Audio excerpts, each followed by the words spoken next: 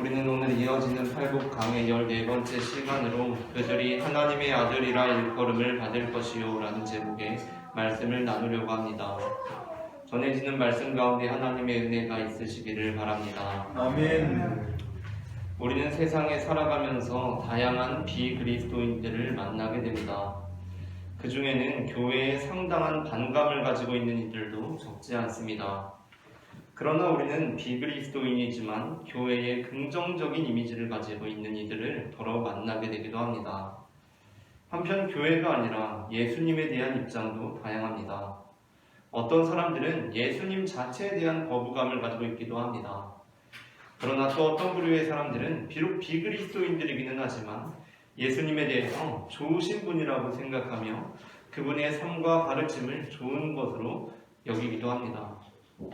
이러한 다양한 비그리스도인들과 함께 살아가면서 우리는 비그리스도인들을 만나더라도 교회와 예수님에 대하여 거부감을 가지고 부정적인 이미지를 가지고 살아가는 사람들보다는 교회나 예수님에 대하여 호감을 가지고 긍정적인 이미지를 가지고 살아가는 사람과 지내는 것을 더 편안하게 여깁니다. 우리는 때로 예수님을 구주로 믿지는 않지만 교회에 긍정적인 이미지를 가지고 있는 이들의 이야기를 들으면서 신앙생활에 대한 격려와 위로를 얻고 또 예수님을 인류의 위대한 스승 또는 성인으로 인정하는 사람들을 보면서 내가 예수님을 믿는 것이 뭔가 잘못된 길을 걷는 것은 아닌 것 같은 그러한 묘한 안정감을 얻기도 합니다. 하지만 그럼에도 불구하고 우리는 그들이 가지고 있는 예수님에 대한 입장이 우리가 지니고 있는 예수님에 대한 입장과 분명히 다른 입장이라는 것을 알고 있습니다. 그리고 사실 그 차이는 예수님에 대하여 부정적인 입장을 가지고 있는 사람과 예수님에 대하여 긍정적인 입장을 가지고 있는 사람의 차이보다도 훨씬 큰 차이입니다. 왜냐하면 이 입장의 차이는 양적인 차이가 아니라 질적인 차이를 갖기 때문입니다. 예수님에 대한 부정적인 이미지와 예수님에 대한 긍정적인 이미지는 서로 긴밀하게 연결되어 있습니다.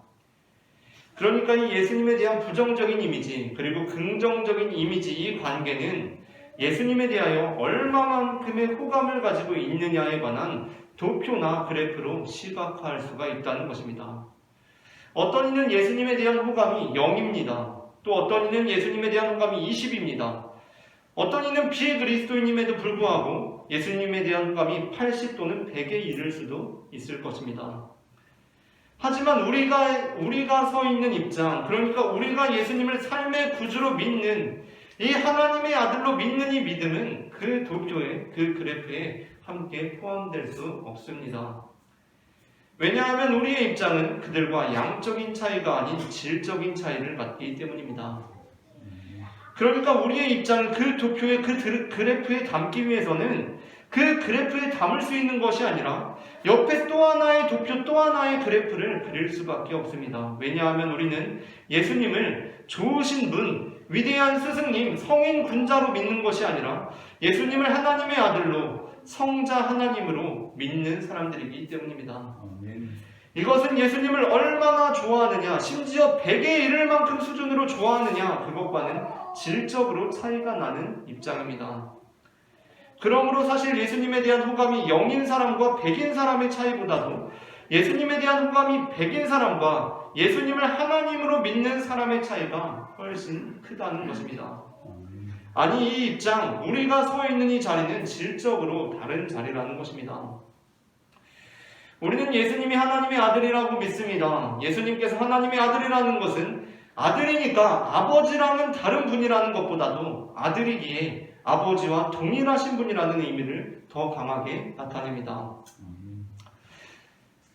우리 육신의 아버지께서 관련된 일에 아버지께서 직접 가실 수 없는 경우가 있지 않습니까? 아버지께서 어떤 일에 관련되어 있는데 아버지께서 가실 수 없습니다. 그래서 아들이 대신 갈 때가 있습니다. 그런데 거기에 가보니까 아버지께서 직접 오셔야 한다고 합니다. 그럴 때 우리는 어떻게 말합니까? 제가 그분의 아들입니다 라고 호소합니다. 그 의미가 무엇입니까? 저는 아버지와는 다른 존재입니다 라고 호소하는 것입니까? 그것이 아닙니다. 제가 아들이라는 것은 아버지와 하나라는 것입니다. 반면 어디서 아버지 관련된 일로 아들을 찾아왔습니다. 그래서 아버지 관련된 일로 아들에게 조사를 합니다. 추궁합니다. 그때 아들이 이렇게 말합니다. 저는 그 사람 아들일 뿐입니다. 라고 말합니다.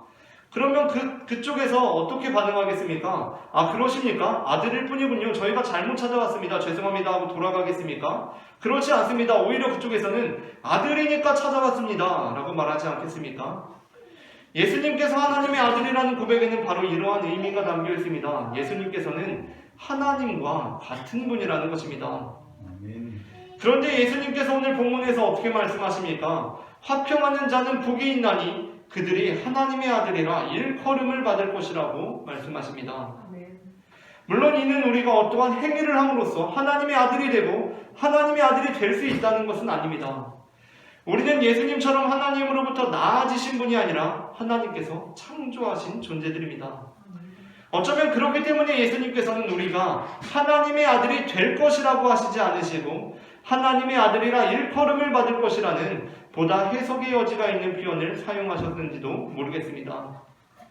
그러나 그럼에도 불구하고 예수님의 말씀에서 분명한 것은 우리가 화평하게 하는 사람들이 될 때 하나님의 아들과 같은 신분을 얻고 하나님의 아들로 일컬음을 받게 된다는 것입니다. 혹시 이 중에서 나는 여자인데 계속 아들이라고 하니까 불편하신 분들이 계실지도 모르겠습니다. 그래서 요즘에는 여성들에 대한 배려로 사랑한다 아들아 라고 찬양한 후에 사랑한다 내 딸아 라고 찬양하기도 합니다. 그러나 기독교 전통 안에서 우리는 하나님의 딸이라기보다는 분명히 아들입니다. 남자든지 여자든지 다 아들입니다. 그것은 지금은 어떨지 모르겠지만 역사의 대부분의 상황에서 딸보다는 아들이 선호되어 왔지 않습니까? 제가 그렇게 여긴다는 것이 아니라 그것이 역사에 대한 객관적인 판단 아닙니까? 대부분의 모든 문화, 상황 여건이 남녀를 차별하는 문화 여건 속에서 있었습니다. 그런데 그러한 상황 속에서 우리는 모두 아들이라는 것입니다. 그러니까 이것이 사실은 여성에 대한 차별이 아니라 기독교가 이제껏 그 남녀 차별이 만연한 문화 속에서 여성의 그 존귀함에 대해서 얼마나 성찰이 왔는지를 우리에게 보여주고 있는 대목입니다. 기독교는 여성이 남성과 동일하다는 입장을 가지고 있었다는 것입니다. 교회는 남자가 교회 나오면 잘 왔다 너는 하나님의 아들이야 라고 하고 여자가 오면 너는 하나님의 딸이야 라고 하질 않아 왔습니다. 교회는 남자가 와도 너는 하나님의 아들이야 라고 불러주고 여자가 와도 너는 하나님의 아들이야 라고 불러주었습니다. 그 말이 요즘 여성들이 듣기에는 저 여자인데 왜 아들이라고 하죠? 기분 너무 나쁜데요? 라는 반응이 나올지도 모르겠지만 여성 차별이 만연했던 상황 속에서는 그 말이 어떤 의미인지 감이 오실 것입니다. 교회에 왔는데 저보고 하나님의 아들이라고 합니다. 저 여잔데요? 그러니까 그래도 당신은 하나님의 아들입니다 라고 말합니다. 그 말이 여성들에게 얼마나 큰 위로가 되었는지 우리는 알아야 합니다. 마찬가지로 그리스도의 신부라는 것도 역시 마찬가지입니다. 자기가 아무리 상남자 중에 상남자라고 하더라도 그리스도 안에서 신랑일 수는 없습니다. 우리는 모두 다 그리스도의 신부입니다. 한 음악방송에서 사회자가 음악인의 노래를 감상하고는 그 음악인에게 상당히 진보적인데요? 라고 이렇게 말했습니다. 그러자 그 음악인이 진보라니요? 저는 보수입니다. 라고 반응했다고 합니다. 아니 내가 보수인데 진보라고 하니까 얼마나 깜짝 놀랐겠습니까? 그러니까 지금 이게 어떠한 맥락인지가 중요하다는 것입니다. 우리는 왜 아들이라고 하는지 왜 진보적이라고 하는지 그 맥락 안에서 이해해야 하는 것입니다. 갈라디아서 4장 1절부터 7절의 말씀을 우리 앞에 화면을 보시면서 다 함께 합독하도록 하겠습니다. 내가 또 말하노니 유업을 이을 자가 모든 것의 주인이나 어렸을 동안에는 종과 다름이 없어서 그 아버지가 정한 때까지 후견인과 청지기 아래에 있나니 이와 같이 우리도 어렸을 때에 이 세상의 초등학문 아래에 있어서 종로를 타였더니 때가 참에 하나님이 그 아들을 보내사 여자에게서 나게 하시고 율법 아래에 나게 하신 것은 율법 아래에 있는 자들을 속량하시고 우리로 아들의 명분을 얻게 하려 하심이라. 너희가 아들임으로 하나님이 그 아들의 영을 우리 마음 가운데 보내사 아빠 아버지라 부르게 하셨느니라. 그러므로 내가 이후로는 종이 아니요 아들이니 아들이면 하나님으로 말미암아 유업을 받을 자니라. 아멘. 하나님께서는 우리를 딸이 아니라 아들로 부르셨습니다. 앞선 뉘앙스를 기억하며 이 말씀을 받으시기 바랍니다. 아멘. 하나님께서는 우리를 딸이 아니라 아들로 부르셨습니다. 물론 우리는 앞선 찬양처럼 사랑한다 내 딸아라고 찬양할 수도 있습니다. 당신은 하나님의 사랑하는 딸입니다 라고 요즘 분위기에 따라서 말씀을 선포하고 기도해도 잘못된 것이 아닙니다. 그러나 그럼에도 불구하고 우리는 우리가 아들이라는 전통이 어떠한 맥락 위에 서 있는지를 알아야 한다는 것입니다. 어떤 이들은 하나님을 믿으면서도 예수님을 믿으면서도 자기가 계속해서 딸이라고 생각합니다. 앞선 뉘앙스를 기억하며 이 말씀을 새기시기를 바랍니다. 어떤 이들은 하나님을 믿으면서도 예수님을 믿으면서도 자기가 계속해서 딸이라고 생각합니다. 사도 바울은 이어지는 본문을 통하여서 예수님을 구주로 영접하고서도 패배감과 열등감에 사로잡혀 살아가는 이들을 향해 이렇게 말씀합니다. 갈라디아서 4장 8절부터 9절 말씀입니다. 다 함께 합독하겠습니다. 그러나 너희가 그때에는 하나님을 알지 못하여 본질상 하나님이 아닌 자들에게 종노릇하였더니 이제는 너희가 하나님을 알 뿐 아니라 더욱이 하나님이 아신 바 되었거늘 어찌하여 다시 약하고 천박한 초등학문으로 돌아가서 다시 그들에게 종노릇하려 하느냐. 아멘. 이 말씀을 하면서 사도 바울은 이어서 아브라함의 두 아들에 관한 비유를 들려줍니다. 여기서 우리가 아들이라는 의미의 뉘앙스가 더 분명해집니다. 아브라함에게는 두 아들이 있었는데 하나는 여종에게서 나왔고 하나는 자유 있는 여자에게서 나왔습니다. 사도 바울은 우리는 자유 있는 여자의 자녀이며 그렇기 때문에 여종의 아들을 내쫓아버리라고 말씀합니다. 갈라디아서 4장 30절부터 31절입니다. 다 함께 합독하겠습니다. 성경이 무엇을 말하느냐? 여종과 그 아들을 내쫓으라. 여종의 아들이 자유 있는 여자의 아들과 더불어 유업을 얻지 못하리라 하였느니라. 그런즉 형제들아, 우리는 여종의 자녀가 아니요 자유 있는 여자의 자녀니라. 아멘. 이 말씀은 우리가 이제 어떠한 존재인지를 분명히 깨닫고 우리 안에 있는 종으로서의 잠재들을 모두 내다 버려야 한다고 말씀입니다. 굉장히 과격한 비유이지만 이 비유를 통하여서 우리에게 분명한 인상을 주고 있습니다. 우리는 아들입니다. 우리는 유업을 받을 자들, 그 유업을 이어나갈 자유 있는 여자의 자녀입니다. 패배감과 열등감에 사로잡혀서 꼬질꼬질하게 살아가는 종의 아들을 내쫓아버리라고 말씀합니다. 그 자녀가 아니라 유업이 자유 있는 여자의 아들, 그 자녀이기 때문에 우리는 내 영혼의 집안에서 그 종의 자녀를 내쫓아버려야 한다는 것입니다. 그렇다면 우리가 이어나갈 유업이란 무엇입니까? 에베소서 2장 13절부터 22절의 말씀을 합독하도록 하겠습니다. 이제는 전에 멀리 있던 너희가 그리스도 예수 안에서 그리스도의 피로 가까워졌느니라.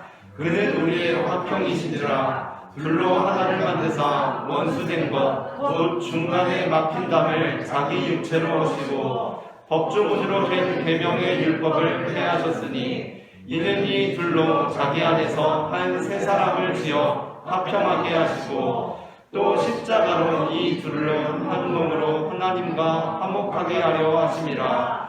원수된 것을 십자가로 소멸하시고 또 오셔서 먼 데 있는 너희에게 평안을 전하시고 가까운 데 있는 자들에게 평안을 전하셨으니 이는 그로 말미암아 우리 둘이 한 성령 안에서 아버지께 나아감을 얻게 하려 하심이라.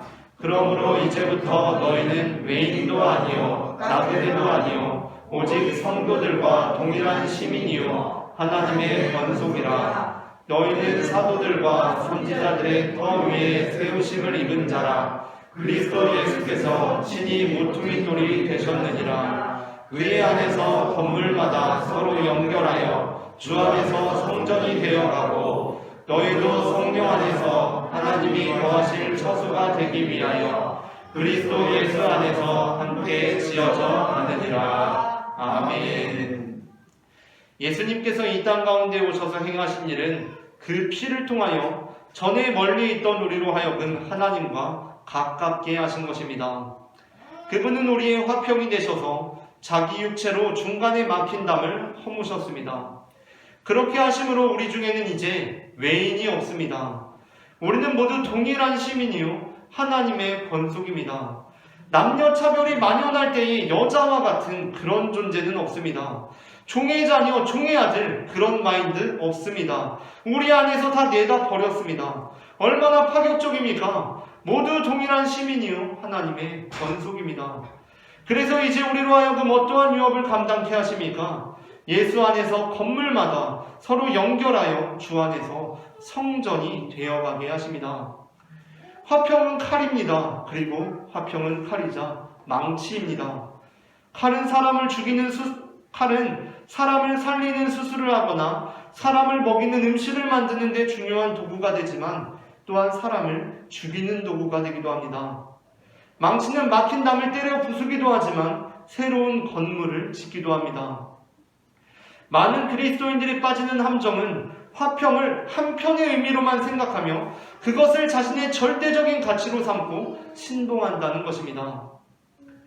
그러나 사도 바울은 화평의 의미가 어떻게 다각화되어 있는지를 우리에게 제시합니다. 예수님께서는 화평으로 막힌 담을 때려 부수십니다. 그러나 우리는 화평으로 건물을 지어갑니다. 이것이 어떤 이들에게는 어려운 일일 수 있습니다. 아니, 이것은 모든 그리스도인들에게도 어려운 일입니다.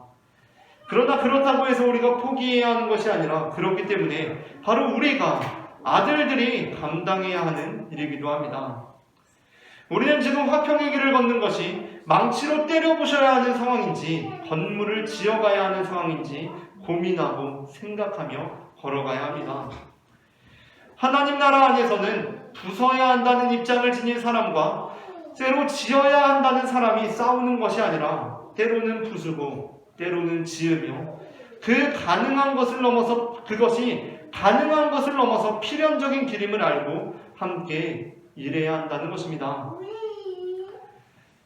제가 영어를 거의 처음 배울 때 초등학교 고학년이나 중학교쯤 올라가서였던 것 같은데 배트라는 단어를 보고 저는 혼란에 사로잡혔던 기억이 있습니다.